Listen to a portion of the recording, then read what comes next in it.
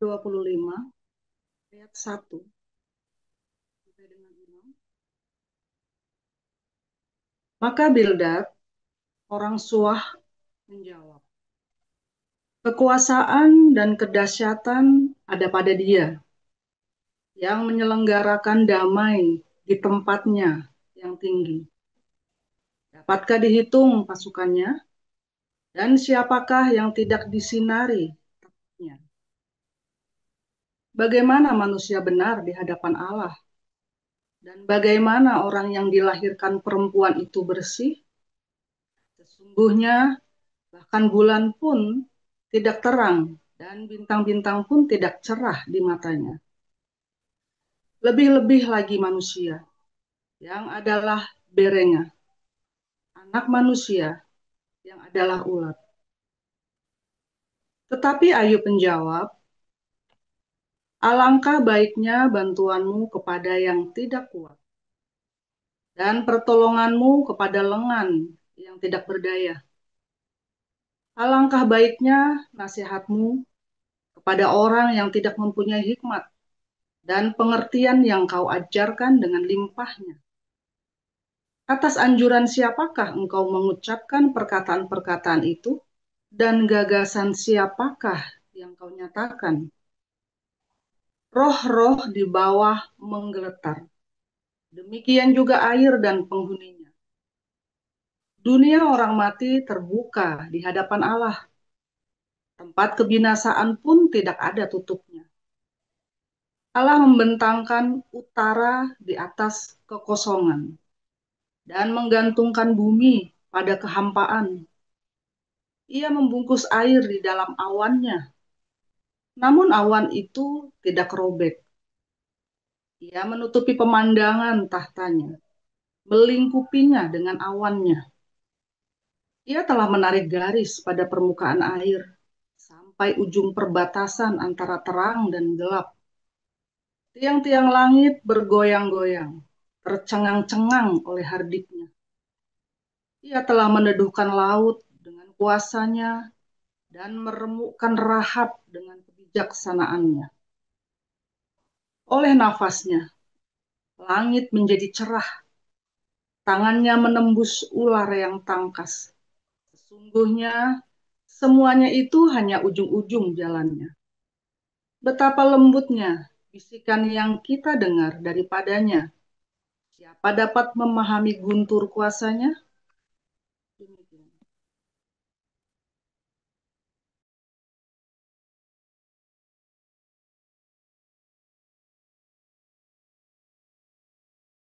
Baik, saya lanjutkan Roma pasal 3.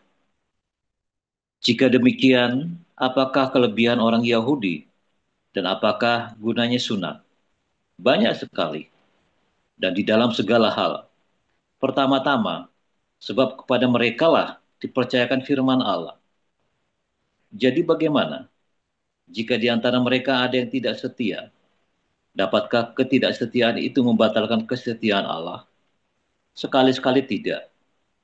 Sebaliknya, Allah benar dan semua manusia pembohong, seperti ada tertulis, supaya engkau ternyata benar dalam segala firman-Mu dan menang jika engkau dihakimi.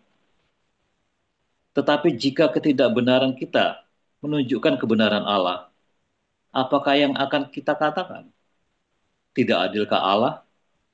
Aku berkata sebagai manusia, jika ia menampakkan murkanya?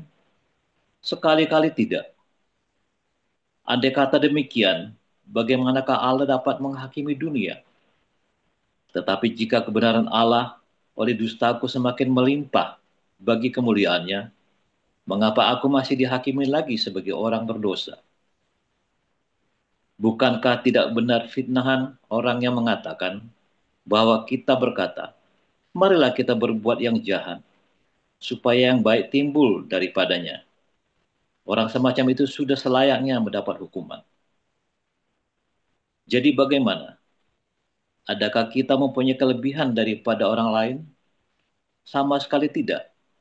Sebab di atas telah kita tuduh baik orang Yahudi maupun orang Yunani bahwa mereka semua ada di bawah kuasa dosa. Seperti ada tertulis, tidak ada yang benar, seorang pun tidak. Tidak ada seorang pun yang berakal budi. Tidak ada seorang pun yang mencari Allah. Semua orang telah menyeleweng. Mereka semua tidak berguna. Tidak ada yang berbuat baik, seorang pun tidak. Kerongkongan mereka seperti kubur yang ternganga. Lidah mereka merayu-rayu. Bibir mereka mengandung bisa. Mulut mereka penuh dengan sumpah serapah.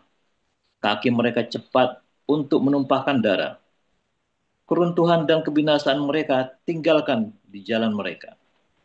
Dan jalan damai tidak mereka kenal. Rasa takut kepada Allah tidak ada pada orang itu.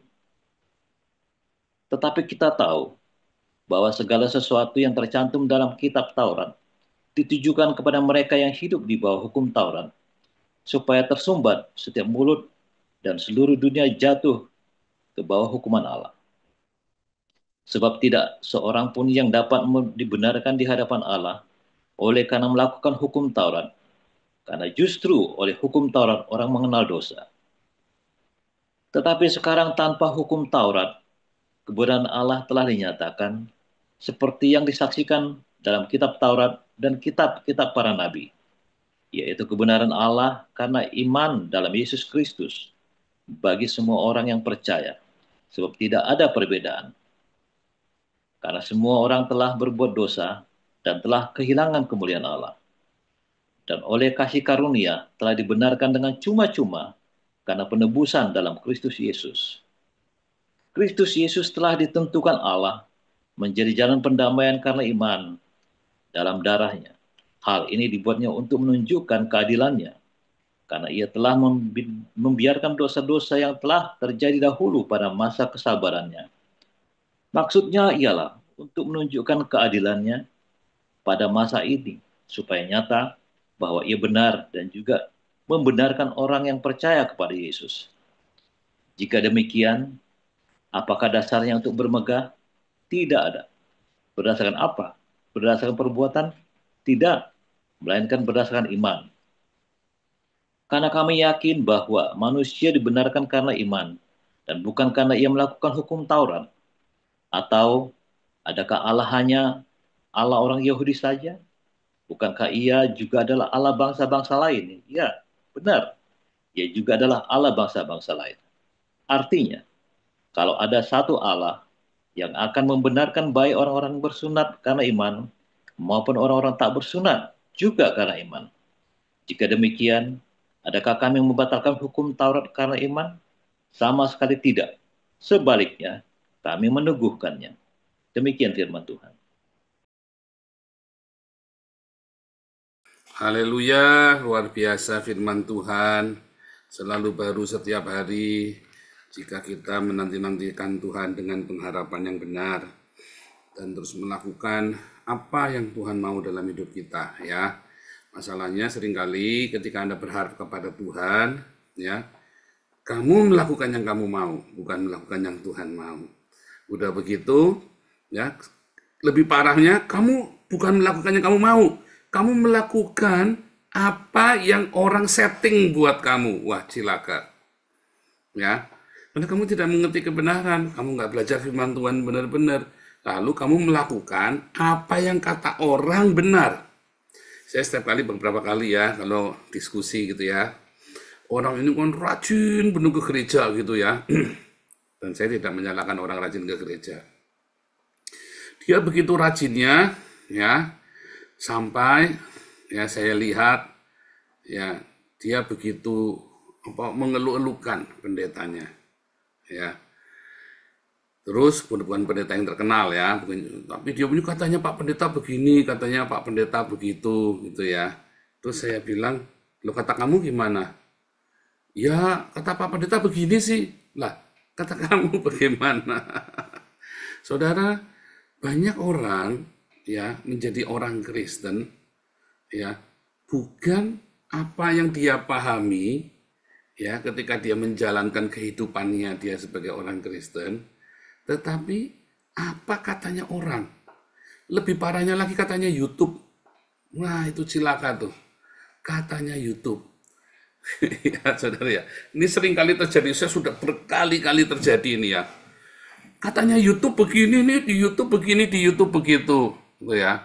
Sambil sebut nama-nama orang ini, orang itu. Saya bilang, kamu tahu nggak orang-orang ini, waktu dia ngomong, dia tuh belajar teologi di mana, kamu tahu nggak? Dan saya kenal orang-orang yang dia sebut itu. Saya bilang, mereka tuh nggak belajar teologi. Mereka itu belajar dari katanya-katanya juga. Nah, kenapa kamu nggak belajar sama orang yang mengerti? Tapi kamu belajar dari katanya. Dan cilakanya, yang katanya ini, kamu lakukan, kamu lebih percaya, hanya gara-gara viewernya 1 juta. Kemarin siapa yang ngomong ya? Sebentar ya, saya itu jadi waktu di itu ya ada seorang ini orang anu ya dalam diskusi tentang pendidikan gitu ya. Masalahnya yang bijak yang mempengaruhi Indonesia ini bukan orang yang pandai, orang yang bijaksana, orang yang mengerti, tetapi influencer yang viewernya banyak. Belai loh saudara, ya kan? Selama ini ya ada kata-kata hikmat ya.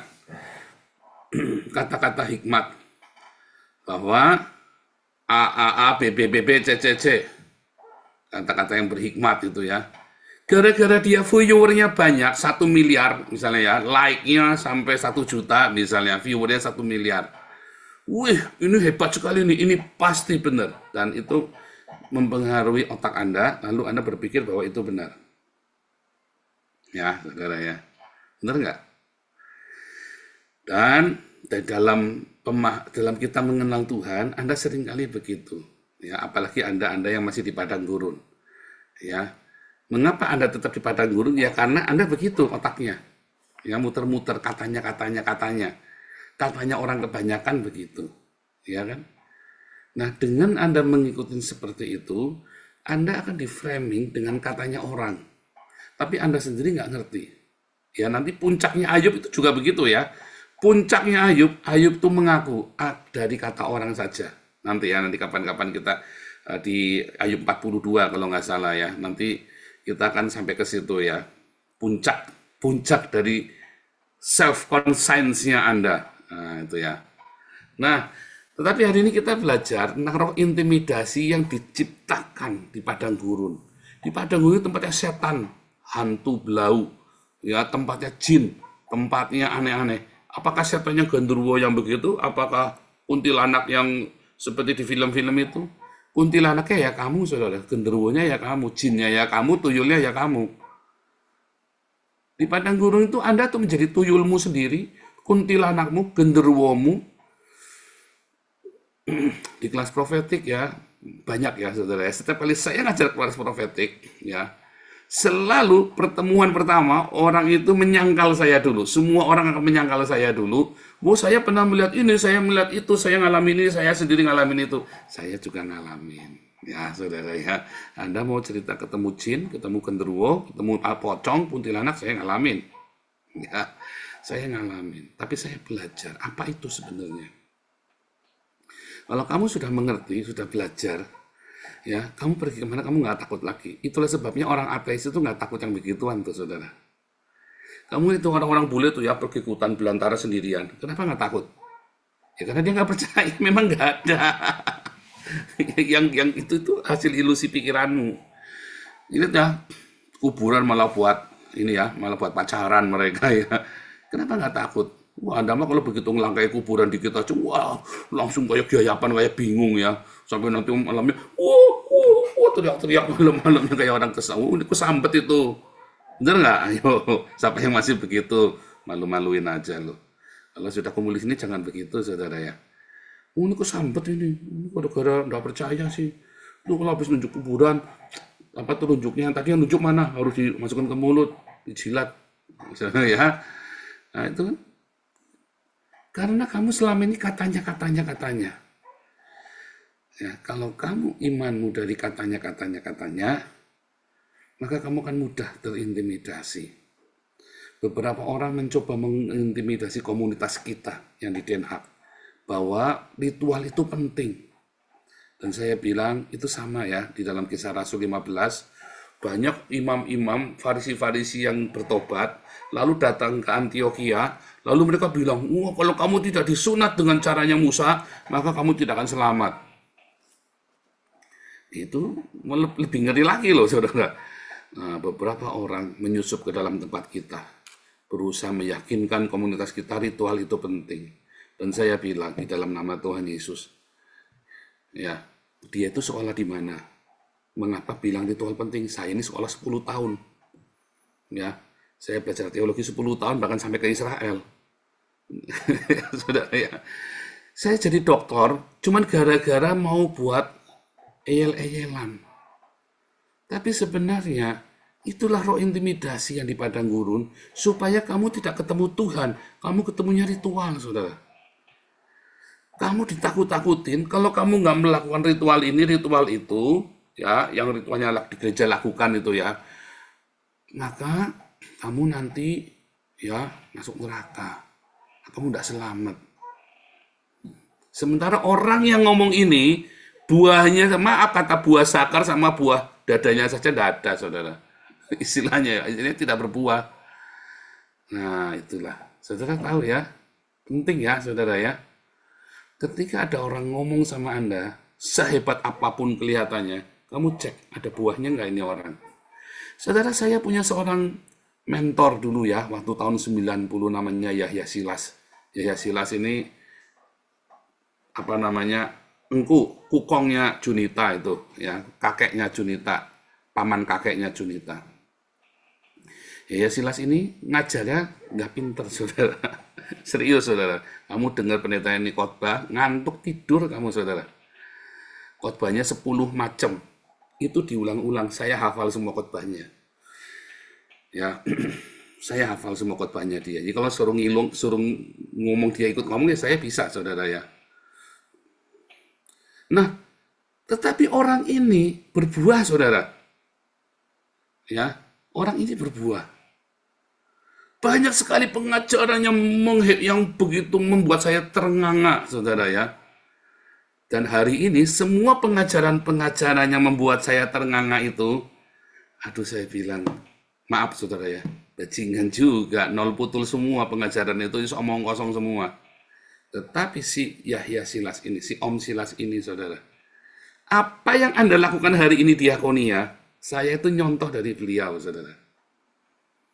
Ya. Apa yang Anda lihat dari saya, hidup saya yang sederhana cuman beginian doang tiap hari, itu saya nyontoh dari beliau. Ya. Apa yang saya punya, saya kasihkan semua untuk komunitas. Ya, saudara ya. Ternyata dulu saya sampai komplain, Om, bosen Om. Saya sampai muntah, saudara ya. Pelayanan itu saya sampai muntah-muntah karena bosen sekali, saudara ya. Sementara ini, wah dulu kan zamannya Samiton Pangela, Edi Leo, zamannya dulu Filipus Jung Ilkuk, siapa lagi itu saudara ya? Siapa itu yang di Surabaya itu? Saya lupa. Yeremia Arim gitu ya, yang keren-keren gitu ya. Timotius Arifin, terus ada lagi Bang Rahmat gitu ya, yang di Bogor. Wah yang keren-keren hamba Tuhan yang menurut saya keren, Bang Nala juga termasuk ya, semuanya keren-keren itu ya. Sementara kita tiap hari dengar khotbahnya Om Silas, saudara. Soe sohomi, hidup kekal, masuk neraka, Hakim Nas. Waduh, khotbahnya 10 itu tok, saudara, diulang-ulang. Waduh, saudara. Tetapi hidupnya sangat berbuah. Ya. Ketika pengajaran-pengajaran itu kan, kalau untuk pengajaran-pengajaran supaya heboh, harus ada ancamannya kan. Harus ada sebuah sanksinya. Kalau kamu tidak percaya, nanti kamu rapture tidak diangkat. Wah, zaman itu ancamannya rapture tuh, ya. Supaya kamu percaya. Ancamannya rapture, nanti kamu tidak ikut rapture. Wah, kita tuh sampai semua ketakutan gara-gara rapture itu ya. Sampai kakak saya itu sampai nggak sekolah, sampai malas nggak mau belajar. Loh sekarang sudah belajar, dia udah capek belajar, terus rapture buat apa? Pikirannya kan cuma begitu simpel kan. Dan dia sendiri belum tentu di rapture. Orang dia nakal, sekolah tukang kelahi, kakak saya itu. Ya, itu kakak papinya Bram itu ya. Tuh, yang di Surabaya, tukang multimedia kita itu ya. Tukang kelahi, mau direpcur, nggak mungkin direpcur katanya Bu Eliezer tahu tuh. Ya. Nggak mungkin direpcur. Nah, gimana mau repcur, dia tukang kelahi tiap hari di sekolah. Jadi dia nggak mau sekolah. Nggak naik lah dia. Ya. Bukan karena nggak pinter. Ya karena frustasi. Di padang gurun itu isinya begituan tuh. Pengajaran-pengajaran yang membuat kamu frustasi dengan dirimu sendiri. Berbagai standar yang ribet. Hati-hati saudara kalau kamu dengar pengajaran-pengajaran. Pengajaran yang menyelamatkan itu simple. Makanya Tuhan datang sama nelayan. Ya. Tuhan Yesus datang sama nelayan. Diajari saudara. Kenapa Tuhan Yesus juga datang sama orang pinter? Supaya bisa dimanipulasi Pak? Bukan. Karena Yesus juga datang sama Paulus. Orang yang sangat pintar. Dan Paulus menyederhanakan yang ribet itu dijadikan simple banget. Saking simpelnya, ya, saking simpelnya, orang marah sama dia. Para imam, para farisi itu marah sama dia. Ahli-ahli Taurat itu marah. Karena pengajaran yang ribet itu menguntungkan pendeta, saudara. Kamu kan jadi takut kan, jadi ribet, terus kamu jadi setoran kan. Jadi perpuluhan, jadi ngasih uang kan. Kalau pengajaran di kita kan simple. Iya kan, bahkan kamu ngasih uang aja saya tanyain, kamu sudah cukup belum? Iya kan? Nah kalau pengajaran yang ribet itu menuntut Anda supaya semua Anda kasih uang ke Pak Pendeta. Kalau pengajaran yang simple, Anda tahu, Anda bukan ngasih uang sama Pak Pendeta.